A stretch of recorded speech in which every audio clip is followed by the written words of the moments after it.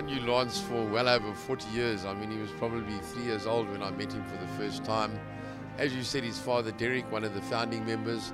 Lance tried a lot of things in his life, but I think his undoubted talent was at training racehorses. When he got the right horse, he did well with it. And if we all think back when he did get the right horse in that horse, King's Gambit, ran that great fifth, I think he ran fifth in the Guineas. He then won the second and third legs of the Triple Crown, the SA Classic and the Derby. Went on to win a race in England. That I think was Lance's moment of glory as a trainer. Had a few other good horses. I owned a nice horse in partnership with him, Secretivity. Won his first two, never really put it together after that. Captain Courageous, I think Lance won some nice races with. But I think most of all, as you said, just the tragedy to lose somebody like that at such a young age. He was a hell of a nice guy. I knew him most of my life. We're going to miss him. He was a deeply passionate man about his horses. I remember what a deep feeling he had for Captain Courageous, because he was a small little fellow, and I think he won 6 or 7 races and was still in tie when he finished his racing career. Quite right. It was actually amazing how many old horses Lance managed to keep going. But as you said, he had a great passion for them.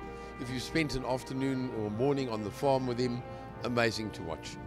What did Lance Wiid mean to you? Lance Wiid was always Mr. Wiid to me. He was a great man, but a very good friend. And I always called him Mr. Wiid because I had this great respect for him. He was a true horseman, and he never had a lot of horses, but he was a real horseman. And he taught me a lot about life. He just a great person he was. He taught me the ropes of life, with the ups and downs, and he was just a great man.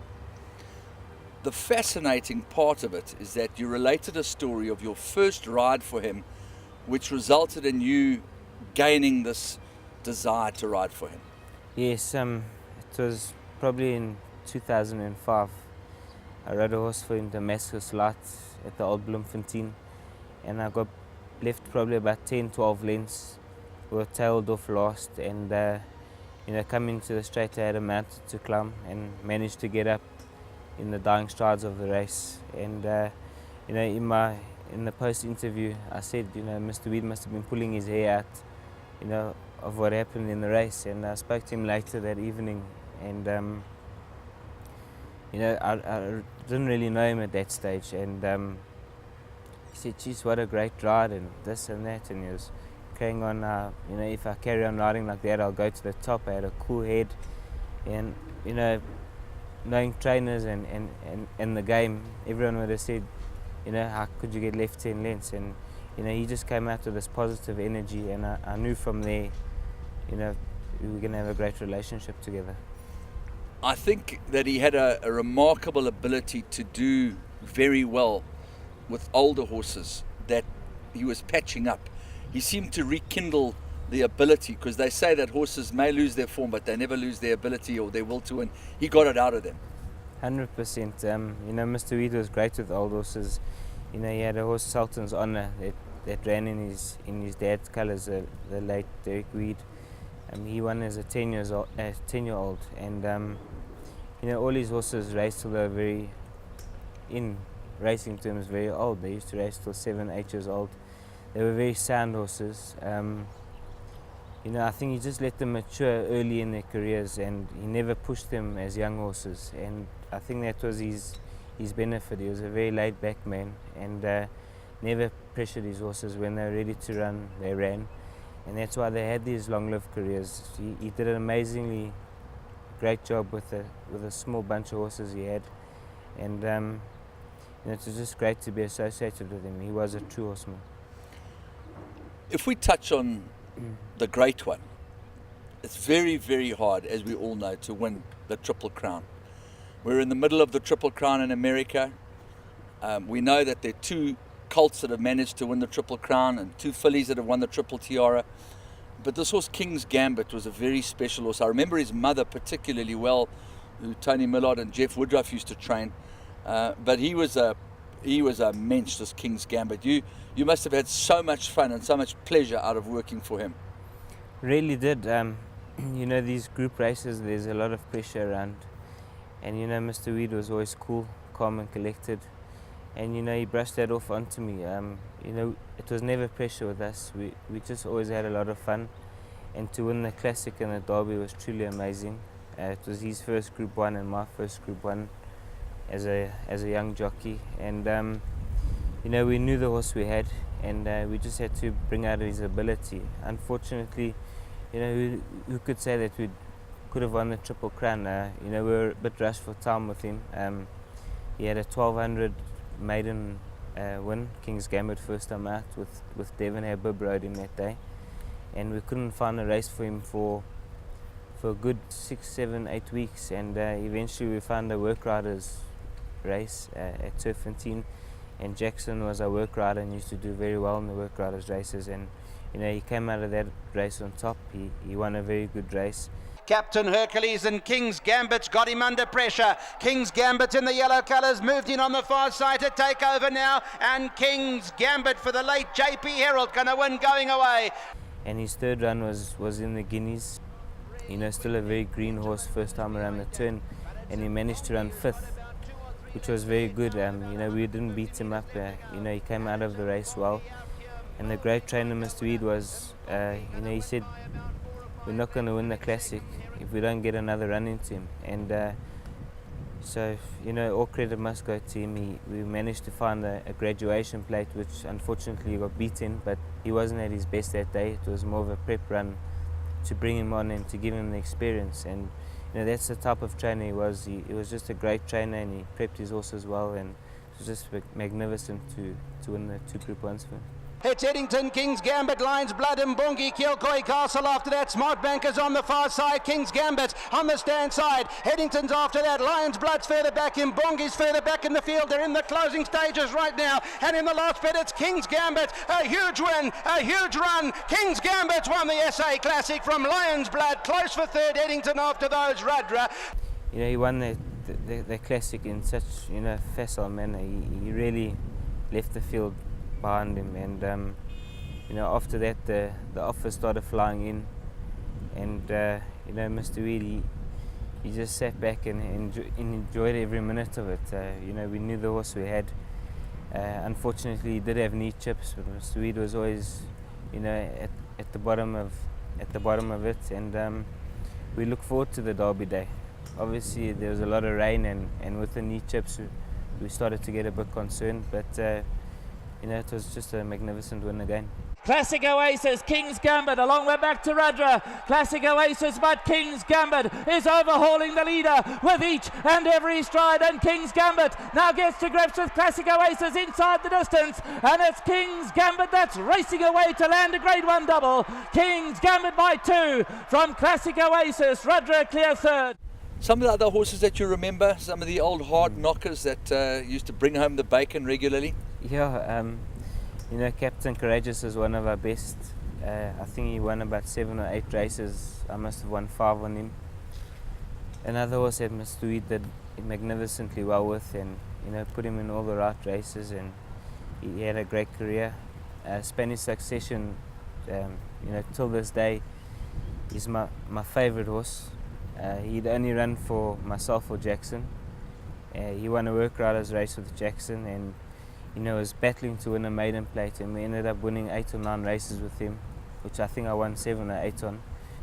And he's just a horse that progressively got better through his career, and he was an amazing horse. I still remember the one day Captain Courageous was in the race in Spanish Succession, and Mr. Wiid said, who would you like to ride? So I said, I'm definitely sticking with Spanish. So he said, well, you've made the wrong decision.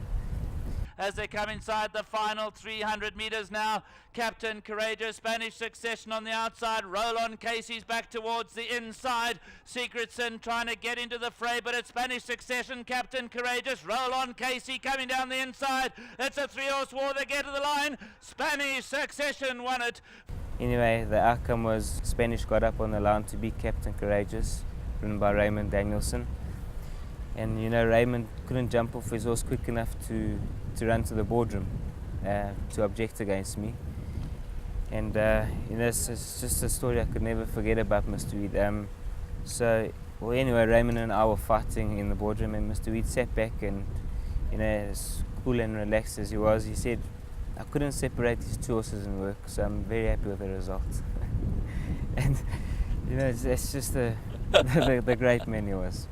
It definitely reflected the work I've been seeing in the morning, so at least I'm not that out of it. I know what's half going on, and let's see what happens.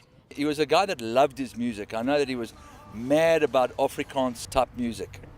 He was, I recollect many stories driving down that sand road to the farm. I wouldn't drive my car up that road, so I always used to catch a lift with him and used to go stay over there on a Thursday night to ride work there the next morning. And he'd be going up that farm 100, 120, where he should be driving 60, going crazy to his music and dancing and singing, and it was just a great spirit, and it was so great to be associated with him. Gab, I saw a beautiful SMS on your phone from your mom recollecting your last ride for Lance in February 2014.